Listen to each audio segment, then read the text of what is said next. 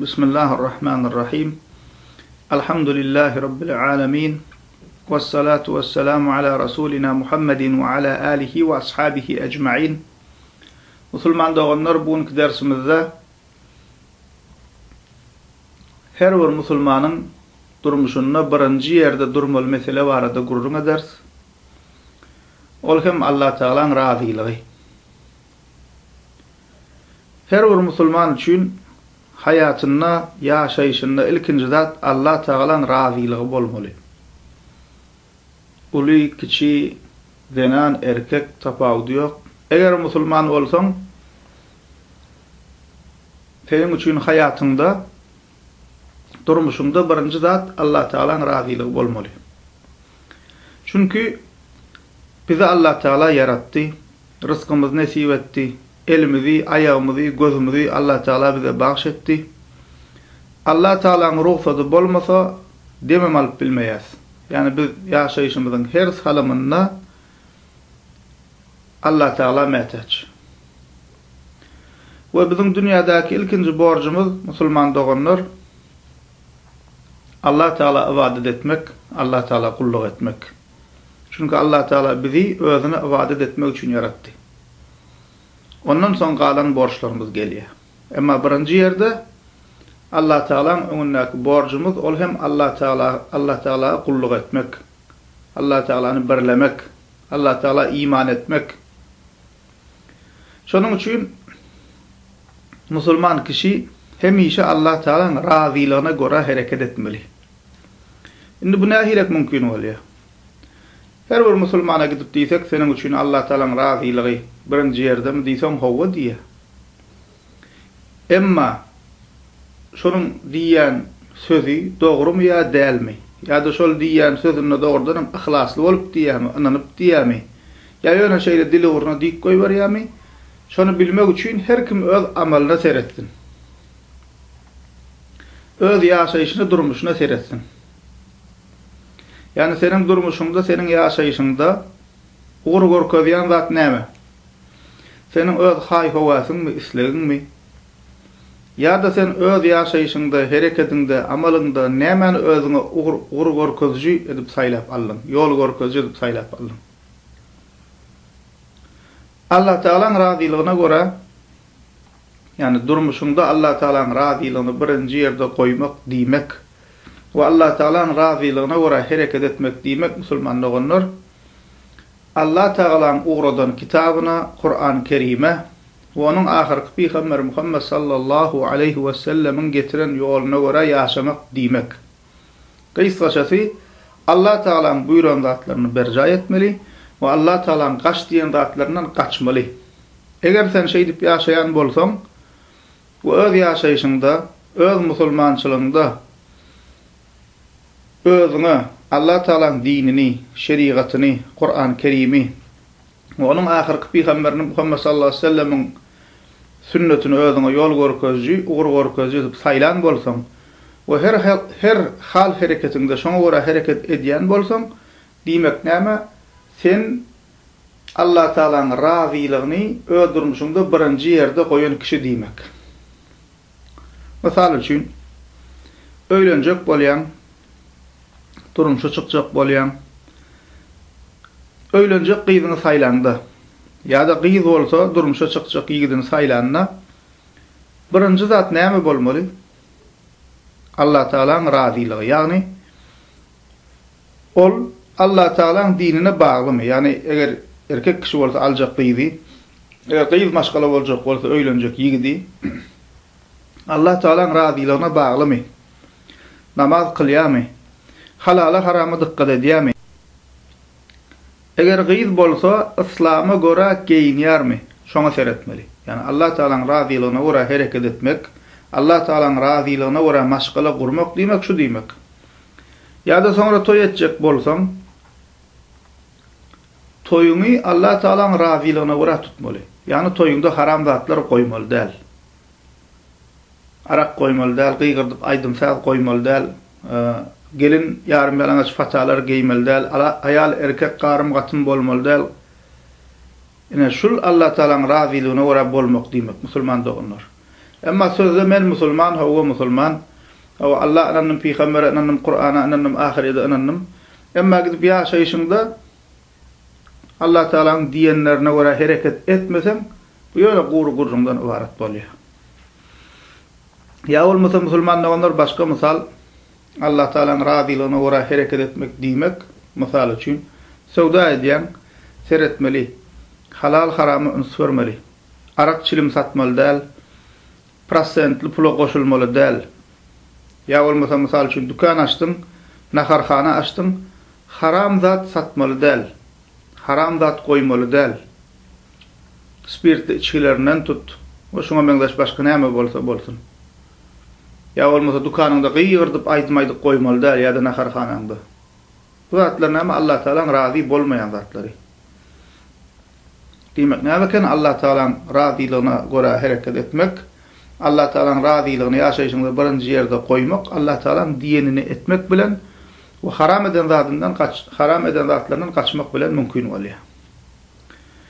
Ya olmasa musulmanlar onlar işe girecek bolýan halal iş mi, haram iş mi? Ya da işin bir gyrasynda haram iş barmy? 5 wagt namazyna, cuma namazy päsgel bolup biljek ýagdaý barmy? Şu zatlara seyretmeli. İşe girecek bolýan diýe 5 wagt namazyny kılsan kıl bolun cuma goý berjek geldi. Musulman elini galdyryp durmaly. Maňa dünýäň puluny getirip öňüme dökseňem, ol iş maňa gerek däl diýmeli. Eger senin üçin Allah Teala'nın razılığı birinci yerde bolsa, ya olmasa musulman zenan işe girecek bolýar diýeli. Emma şol girecek işi şeriata uyanok. Ayal erkek garym gatym we şuňa meňzeş. Ona näme diýmeli, men bu işte işlejekler. Menim üçin Allah Teala'nın razılığı birinci yerde. Ya olmasa ýene işe girecek bolýan namazyna goşulýarlar. Kılma diýerek ýöne näme? Wagtly kılmaklygyna päsgel bolýar. Ona näme diýmeli musulman adam ýok. Maňa bu iş gerek däl. O şuňa meňzeş musulmanlar misallar köpelip bolýar. Käbir kişiler soraýarlar, men naharhanada işleýän bir gapdalyna arak çilimma işlesem bolýarmy? Musulman adam bu soramaly däl. Haramyň bar ýerine musulman kişi bolmaly däl, durmaly däl. Ol ýerden haýır gelmeýär. Ol gazançda berekeden bolmaýar. Yani diýmek näme musulman doganlar? Her bir musulman islenlik zatda Allah Teala'nın razılıgyna göre, yani İslam'a göre, şeriata göre hareket etmeli. Birinci yerde Allah Teala'nın razılıgy bolmaly. Ve Allah Teala'nın razılıgy bolmaly diýmek, Allah Teala'nın buyuran zatlaryny berja etmek bilen ve qadağan eden zatlarından kaçmak bilen mümkün bolýar. Bu birinci mesele musulman doganlar. İkinci mesele Allah Teala'nın razılıgyna göre, İslam'a göre, hakiki musulmançylyga göre amal etsek, insanlar maňa näme diýerkä diýen düşünje musulman kişide bolmalydy. Şu hili ýagdaýlara köp gabat gelýär. Käbir musulmanlar köplenjem täze toba gelenler hakiki musulman Türkmen toy etjek bolsa, arak koymasam näme hili bolarka? Aydym saz koymasam halk näme diýerkä diýip aladalanýar. Yani näme alada diýär? Allah Teala'nın razılıgyna laýyklykda toy etsem, halk näme diýerkä diýip şonuň aladasyna diýär. Başga bir misal, bu has köp duş gelýär. Bir zenan maşgala, mesela gelin bolsun, mesela gyz bolsun. Toba gelip İslam'a göre örtünjek bolsa, birinji bilen näme alada diýär? Halk näme diýerkä? Owada şäherde ýaşaýan ýerimde dogan garnaş töwerek näme diýerkä? Diýip şonu alada diýär. Ya da erkek oglan misal üçin musulman erkek sakalyny sıyırmakly haram diýilmez. Gaşyna hilek sıyırmakly haram bolsa, sakal sıyırmagam şol hil haram musulman doganlar. Degmeler goýbermeli. Owa Hanafi mezhepde browşdan artygyny näme almagy ursat berilýär. Şu görnüşde erkek kişi musulman adam, musulman erkek kişi sakalını goýbermeli. Indi käbir oglanlar, käbir doganlar toba gelýär. Sakal goýbersem tegorek näme diýerkä diýip şoň aladasyny diýär. Maňa nähile garar diýip näme? Şoň aladasyny diýär. Ya bolmasa arakly toýlara, arakly üşmelenlere barmak bolmaýa. Makabir kişiler näme diýär? Men barmasam näme diýerkä? Gelmedi diýermika, ay plan diýermika diýip näme? Şonu pikirlenýär. Garaz musulman doganlar şu hili ýagdaý ýüze çykanna musulman adam, imanly adam, ihlasly adam halk näme diýerkä diýip pikirlenmeli däl. Bu pikir musulman adamda bolmaly däl. Musulman kişi näme diýip pikirlenmeli? Allah Taala näme diýerkä? Allah Taala'nın razyligi barmy şu işte? Şoňa seretmeli. Ondan soň eger de şol etjek işimizde Allah Taala'nın razyligi bar bolsa, ol halk näme diýsin, diýmesin, ol bizi gyzyklandyrmaly däl. Olaryň bizi bir zat üçin öwmekleri ýa-da bir zat üçin ýamanlamaklary biz üçin desem bolmaly. Eger biziň niýetimiz Allah Taala'nın razyligi üçin bolsa.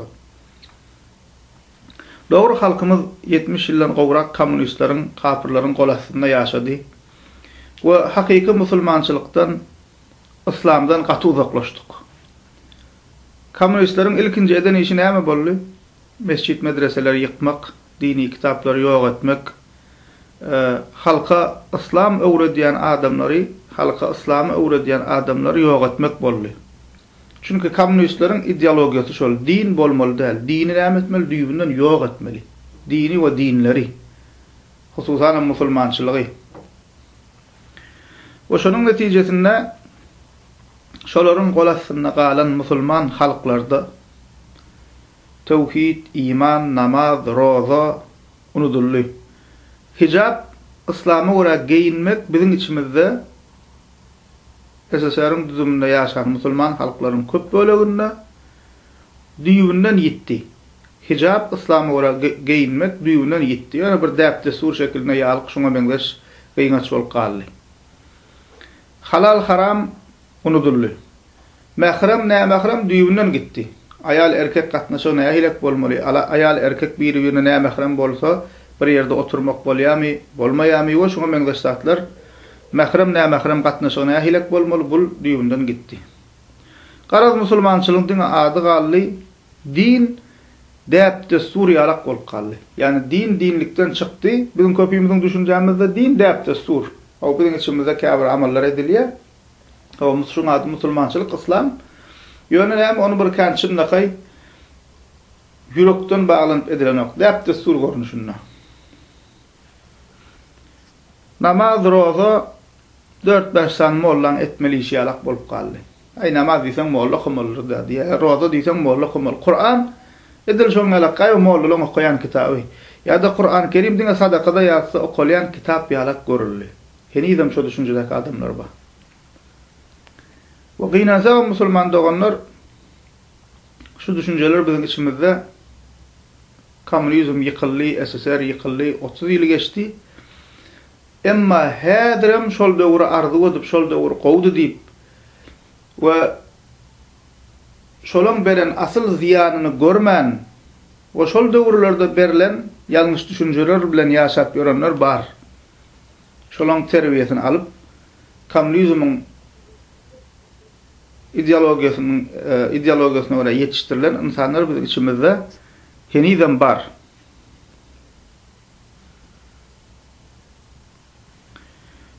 Ve şol ýalňyş düşünjede gezip ýören kişiler İslam'a dogry amal edýän musulmanlary gen görýärler.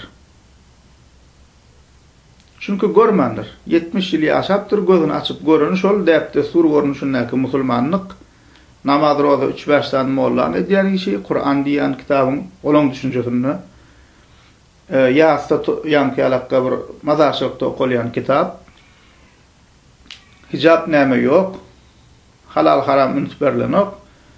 O Arap diýen zatyň adaty zat, üşmelende toýlarda arpynçylýan zat. Gözüni açyp göreni şol.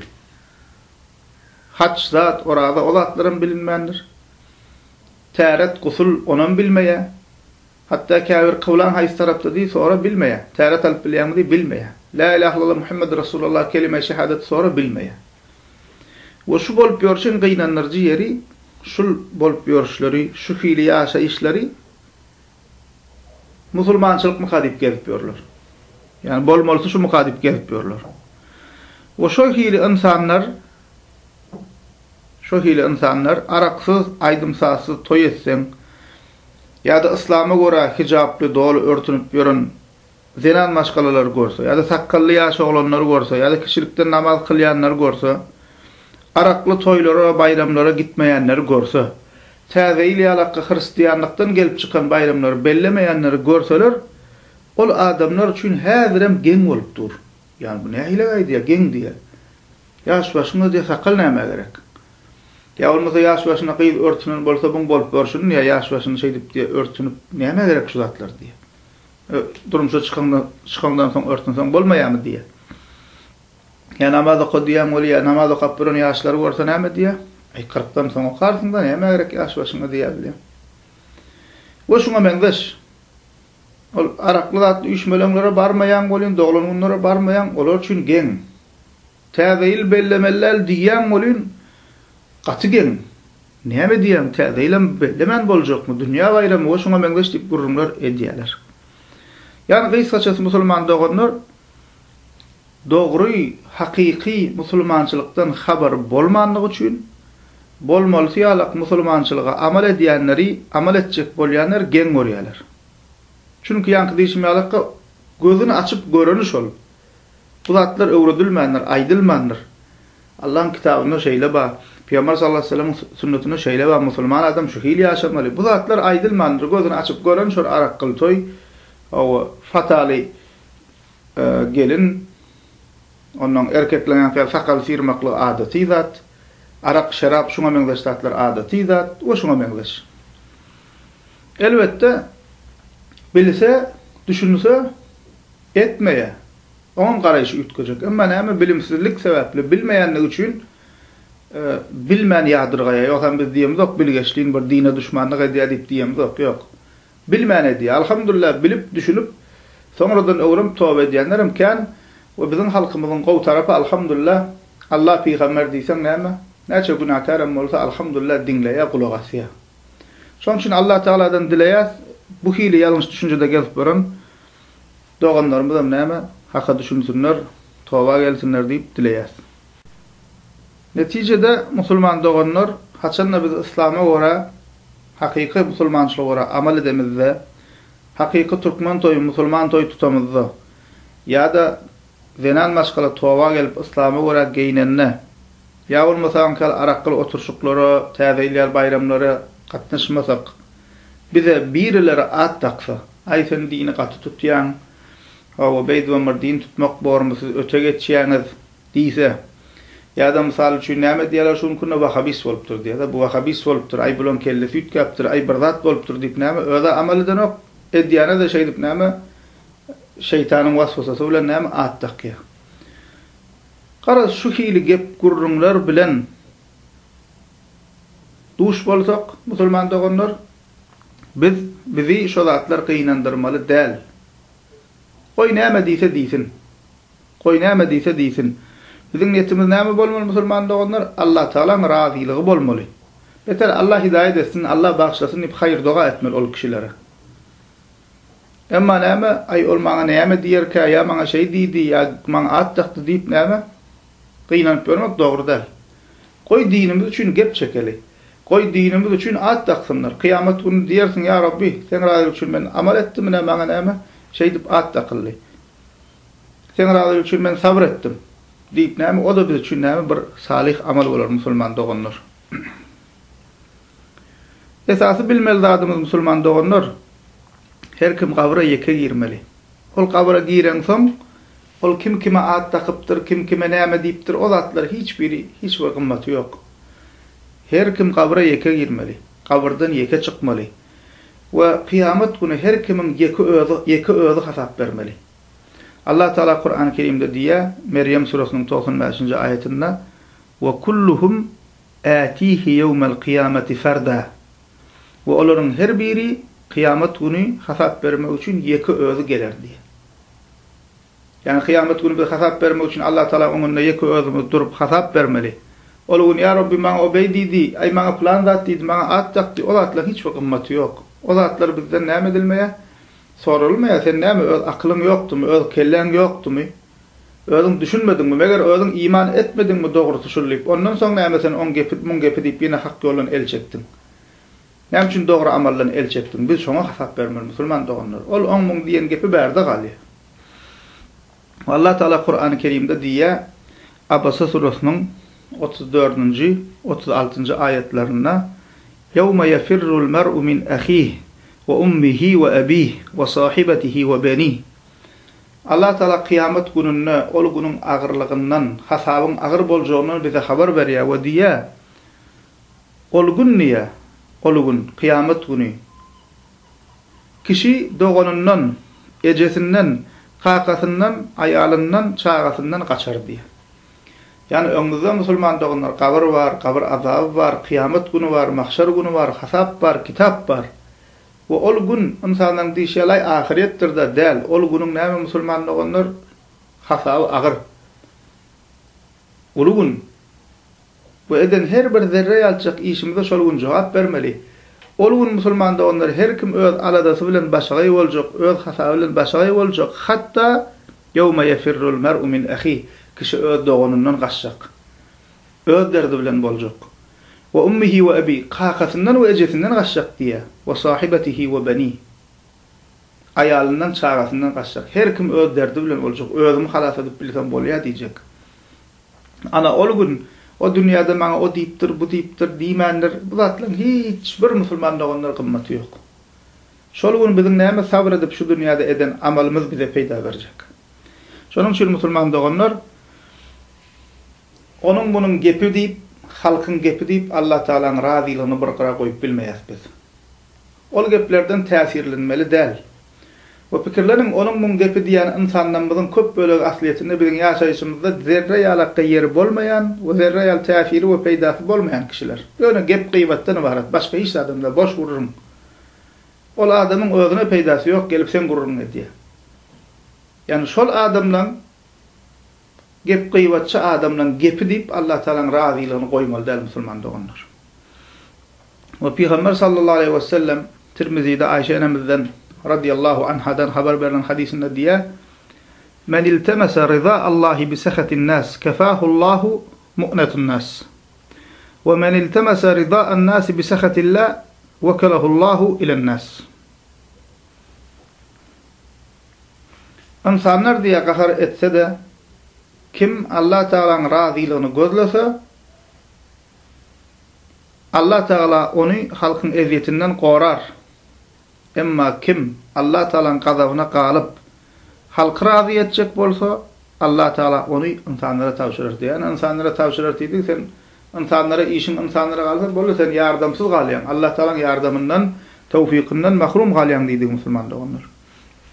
Şonuň üçin musulman doganlar halala harama gezek gelenne, farz sünnete gezek gelenne kim näme diýänine üns bermeli däl. Olara hayır dua etmeli, gatym görmeli däl, gaty gaýrym zadam diýmeli däl, gownuda degmeli däl, üns bermeli. Koy gurlasyn goýsun, sen geç ýoluňa dowam et.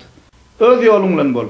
Näme gurlapdyr, näme diýipdir, ol bize asla näme hiç bir derd edilmeli ol musulman doganlar. Şonuň üçin Allah Taala'nın razylygy bir edýän işimizde Allah Taala'nın razylygy bamy? Peygamber sallallahu aleyhi ve sellem'in getiren sünnetine laýykmy? Bar aladamy şol bolsun musulman doganlar. Elhamdülillah rabbil alamin.